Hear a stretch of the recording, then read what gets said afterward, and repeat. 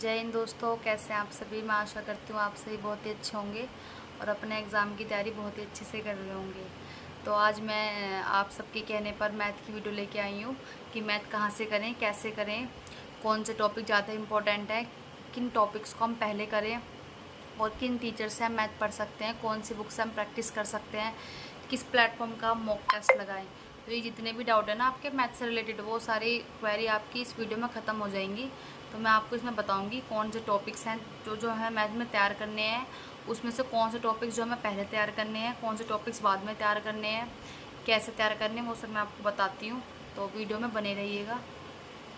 ये मैंने सारे वो टॉपिक्स लिखे हुए हैं जो कि यूपीएसआई में आएंगे, तो आप लोग इनको देख लेना। टोटल ये 18-19 टॉपिक हैं, ठीक है। 19 में मैंने विविध डाल दिया है, जैसे कि कुछ टॉपिक्स होते हैं जो इसमें नहीं है, उनसे क्वेश्चन बन जाते हैं, तो वो मैंने विविध में डाले हुए हैं। तो ये 18-19 टॉपिक हैं आपको जो मैथ में तैयार करने हैं।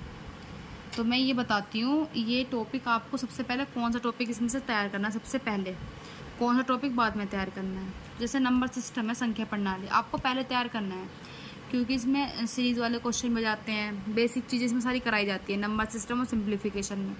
तो आप सबसे पहले नंबर सिस्टम करेंगे, सिंप्लीफिकेशन करेंगे, ये दोनों टॉपिक आप करेंगे क्योंकि इनसे क्या होगा।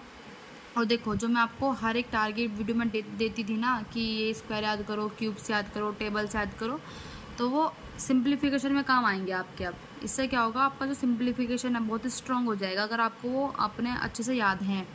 तो आपको सबसे पहले नंबर सिस्टम और सिंप्लीफिकेशन करना है। आगे मैं टीचर्स भी बताऊंगी कि किस टीचर से आप कर सकते हैं। तो उसके बाद फिर जब आप ये दोनों टॉपिक कर लेंगे, आप उसके बाद जाएंगे डेसिमल पर, डेसिमल एंड फ्रैक्शन करेंगे आप उसके बाद। तो ये वाला टॉपिक करने के बाद एलसीएम एंड एचसीएफ करेंगे। जब आप ये चारों टॉपिक कर लेंगे, उसके बाद हम आएंगे परसेंटेज पे। आपको ये 4 टॉपिक करने के बाद परसेंटेज करना है। परसेंटेज करने के बाद आप करेंगे प्रॉफिट एंड लॉस, इसी के साथ आप डिस्काउंट वाला टॉपिक कर लेंगे।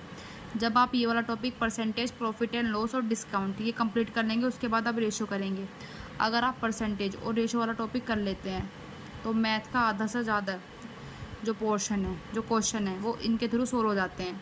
क्योंकि हम कोई भी टॉपिक स्टार्ट करेंगे, मान लिया हमने मेंसुरेशन स्टार्ट कर दिया, टाइम एंड वर्क स्टार्ट कर दिया, सब में क्या है, रेशो के अनुसार से हम ट्रिक लगाते हैं, रेशो के बिहाफ पर। तो वही चीज़ें फिर परसेंटेज उसमें काम आती है। तो इसलिए जब आप रेशो और परसेंटेज बहुत अच्छे से कर लेंगे तो आप मोस्ट ऑफ द क्वेश्चन बहुत इजीली सॉल्व कर लेंगे, अगर आपको ये टॉपिक बहुत अच्छे से आते हैं। रेशो के साथ साथ आपको पार्टनरशिप वाला भी टॉपिक इसी में ही करना है क्योंकि इसी के साथ ही आता है ये। तो आप ये वाला टॉपिक करने के बाद रेशो करेंगे, उसके बाद एवरेज करेंगे, ठीक है। उसके बाद आते हैं सारे टॉपिक। अब जैसे ये टॉपिक बचे time and work, pipe and टंकी हो गया, टाइम एंड डिस्टेंस हो गया, रेलगाड़ी हो गया, नाव धारा होगी। तो इसमें आपको क्या करना है, सबसे पहला बोट एंड स्ट्रीम पढ़ेंगे। बहुत ईजी टॉपिक है, मतलब इतना इजी है कि अगर आप इसके एक बार फॉर्मूले देख लेते हैं ना, उसी के बिहाफ पर आप सारे क्वेश्चन कर देंगे। इजी के साथ साथ ट्रिकी भी है, पूरा ध्यान से पढ़ोगे तभी आप इसके क्वेश्चन लगा पाओगे। अगर आपने थोड़ी भी लापरवाही बरती ना तो कोई भी क्वेश्चन आप बना नहीं पाओगे क्योंकि इसमें इसकी लैंग्वेज ऐसी रहती है इनके क्वेश्चन की। तो आप बोट एंड स्ट्रीम करेंगे। अगर आपको बोट एंड स्ट्रीम करना है तो आप वाईफाई स्टडी नाम का एक चैनल है, उस पर से एक सर है, उनका नाम तो मुझे नहीं पता, लेकिन आप जब डालेंगे ना boat and stream by wifi study तो उस पर टीचर निकल के आएंगे। तो वो बहुत अच्छा पढ़ाते हैं बोट एंड स्ट्रीम, उनसे भी कर सकते हैं, या फिर आपको जो जिनका समझ में आता हो वहाँ से कर सकते हैं ये वाला टॉपिक। उसके बाद आप करेंगे टाइम एंड वर्क। जब आपका टाइम एंड वर्क हो जाएगा तभी आप पाइप और टंकी वाला टॉपिक भी इसी के साथ करेंगे क्योंकि सेम ही टॉपिक है ये वाला। उसके बाद समय और दूरी और रेलगाड़ी एक साथ करेंगे। फिर आ जाएंगे हम चक्रवृद्धि ब्याज, साधारण ब्याज पर। सबसे पहले आप सिंपल इंटरेस्ट करेंगे, उसके बाद सीआई करेंगे। ये दोनों टॉपिक आप गगन सर से पढ़ सकते हैं, राकेश यादव सर से भी पढ़ सकते हैं। उसके बाद हम करेंगे मेंस्ट्रुएशन। मेंस्ट्रुएशन क्या होगा, हमारा लास्ट टॉपिक होगा। जब हम ऊपर के सारे टॉपिक कंप्लीट कर लेंगे उसके बाद हम मेंस्ट्रुएशन करेंगे। इसमें आपको फॉर्मूले ही याद करने हैं, ठीक है। उसके बाद ग्राफ वाले क्वेश्चन करेंगे, जितने भी टाइप बन जाते हैं उसमें ग्राफ के, वो वाले क्वेश्चन करेंगे। फिर जो मिसलिनियस बच जाएंगे हमारे विविध, वो वाले टॉपिक हम तैयार करेंगे। तो मुझे टारगेट वीडियो देती हूँ, उसमें मेरा परसेंटेज टॉपिक भी हो गया है ख़त्म, प्रॉफिट एंड लॉस भी हो चुका है ख़त्म, रेशो वाला टॉपिक भी उसमें ख़त्म हो चुका है।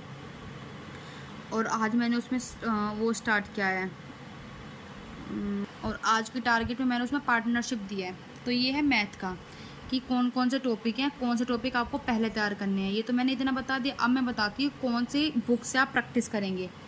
तो किरण पब्लिकेशन की बुक आती है, ठीक है। सभी लोग सीजीएल के लिए भी उसे फॉलो करते हैं, सीएचएसएल के लिए भी, यूपीएसआई के लिए, यूपी पुलिस कांस्टेबल के लिए। तो आप किरण वाली, आपके पास मुझे पूरी उम्मीद है सभी बच्चों के पास मोस्टली किरण वाली बुक मिलती है। तो आप किरण वाली बुक से प्रीवियस ईयर क्वेश्चन की प्रैक्टिस करेंगे, ठीक है। फिर टेक्स्ट बुक से क्या लगाएंगे, मॉक लगाएंगे। इसके अलावा आपको कहीं से मॉक लगाने की कोई ज़रूरत नहीं है। अगर ज़्यादा ही मॉक लगाना है तो RWA का लगा लेना। फिर फ्री क्या आता है, संडे टू संडे एक मॉक उनका फ्री का पड़ा रहता है। तो आप जब फ्री वाले मॉक टेस्ट में जाएंगे, यूपीएसआई का सेक्शन आएगा, उसको क्लिक करेंगे, वहाँ पर टेस्ट ज़रूर मिल जाएगा। तो आप टेक्स्ट बुक से मॉक लगाएंगे या RWA से मॉक टेस्ट लगा देंगे मैथ का 40/40। टारगेट तो ये रखिए, क्योंकि देखो मैथ क्या है, इससे हम क्या नंबर गेन कर सकते हैं, ये इस ऐसा टॉपिक है। तो आप कोशिश करना कि 40 में से 40 क्वेश्चन ही आपके ठीक हों। वीडियो टीचर्स यानी कि जो टीचर्स हैं किन से हम पढ़ सकते हैं, तो राकेश यादव सर से पढ़ सकते हैं, बहुत ही बेहतरीन पढ़ाते हैं एकदम। गगन सर से आप पढ़ सकते हैं, राहुल सर जो RWA पे पढ़ाते हैं उनसे पढ़ सकते हैं, आदित्य रंजन सर से पढ़ सकते हैं। ये तो वो टीचर जो मैं आपको सजेस्ट कर रही हूँ। अदरवाइज़ आप जिस भी टीचर को फॉलो कर रहे हैं ना मैथ पढ़ने के लिए, और आपको समझ में भी आ रहा है उनका, तो आप वहीं से कंटिन्यू रखिए, उन्हीं से ही पढ़िए, ठीक है। ऐसा नहीं कि नए नए एक्सपेरिमेंट करें, नहीं अब हम इन टीचर का देखें। जहाँ से आपको अच्छा लग रहा हो वहाँ से करिए। और ये बुक ले लेना जिसके पास नहीं है, या नहीं लेनी तो ऑनलाइन इसकी PDF डाउनलोड कर लेना, आराम से मिल जाएगी, वहाँ से प्रैक्टिस करना और टेक्स्ट बुक पर मॉक लगाना इसके।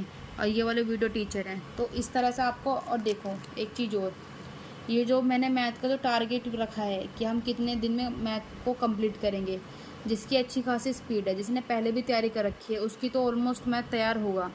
लेकिन जो बच्चे स्टार्टिंग है, जिनकी जो तैयारी कर रहे हैं, कुछ मेरी बहनें होंगी जो मतलब जैसे कभी कभी हम क्या करते हैं, मैथ को अवॉइड करते हैं, क्योंकि मैथ हमको थोड़ा हार्ड लगता है, ऐसा सोचते हैं। मैं तो देखो BSc की थी, वैसे मेरा मैथ ठीक ठाक था, तो मुझे ऐसे मैथ में कोई दिक्कत नहीं हुई। लेकिन जिनका जो है ना मैथ लगता है कि थोड़ा सा हमें हार्ड लगता है, कैसे करें कैसे नहीं करें, सबसे पहले आप अपनी कैलकुलेशन को स्ट्रॉन्ग करिए। कैलकुलेशन को स्ट्रॉन्ग करने के बाद आप जैसे परसेंटेज कर रहे हैं, मैं उनके लिए बता रही हूँ जो जिन्हें बहुत मुश्किल लगता है मैथ में कैसे करें कैसे नहीं। जैसे मैंने ये लगाया हुआ है यहाँ पर, ये तो खैर GS का हो गया। ऐसे अब जैसे परसेंटेज में आती हैं फ्रैक्शन वाली वैल्यू, जैसे 1/4 25%, 1/5 20%। आप इस तरह का एक चार्ट बनाइए, उसको अपनी दीवार पे लगाइए, डेली वो चार्ट देखो, वो याद करो, फिर क्वेश्चन में अप्लाई करो। एक क्वेश्चन एक मतलब नहीं समझ में आ रहा, दोबारा उस क्वेश्चन को करो, तिबारा उस क्वेश्चन को करो, जब तक उसका तुम्हें टाइप समझ में ना आ जाए प्रैक्टिस कर करके, तब तक उस टाइप के क्वेश्चन लगाओ जाओ, तभी जाके आपका मैथ अच्छा होगा। वरना आपने एक टाइप का एक ही क्वेश्चन लगा लिया कि हाँ ठीक है आगे कर दूंगी या कर दूंगा, नहीं होगा। अगर आपने एक टाइप लगाया, जैसे मान लो कोई इस तरह के क्वेश्चन होते हैं, इतनी किलो चीनीला इतनी खपत हो गई, मूल्य बताइए, तो इसमें बहुत सारे टाइप के क्वेश्चन बन जाते हैं इसी उसमें। तो आपको क्या करना है, अलग अलग तरीके के क्वेश्चन की प्रैक्टिस करनी है कि अगर यही चीज़ लगा के हम कितने तरह के क्वेश्चन कर सकते हैं। तो अपने मैथ को अगर स्ट्रॉन्ग बनाना है, सबसे पहले कैलकुलेशन को स्ट्रॉन्ग करिए। उसके लिए आपको क्या करना है, टेबल्स याद करने हैं, क्यूब्स याद करने हैं, स्क्वायर याद करने हैं। दूसरा, अपने जो जहाँ भी आप पढ़ते हैं स्टडी टेबल पर, उसके सामने फ्रैक्शन वाली वैल्यू लगाइए, क्यूब्स लगाइए, वहीं स्क्वायर चिपका दीजिए, टेबल्स चिपका दीजिए, ताकि आप जब मैथ करो तो चीज़ें आपके सामने रहें, और जब जितना आप लिखोगे उतनी आपके वो चीज़ें याद रहेंगी।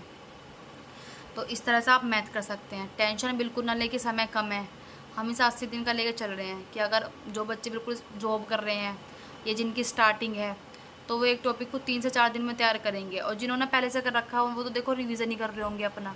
लेकिन हमें घबराने की ज़रूरत नहीं कि हमें कुछ नहीं आता तो हम कैसे करेंगे, हम उनको पकड़ेंगे कैसे। तो ऐसा कुछ नहीं कि आप उनको कवर नहीं कर सकते, आप अभी से स्टार्ट करो। कुछ देर नहीं हुई है, पेपर अभी नहीं आ रहा है, पेपर अभी कम से कम 3 महीने बाद ही आएगा।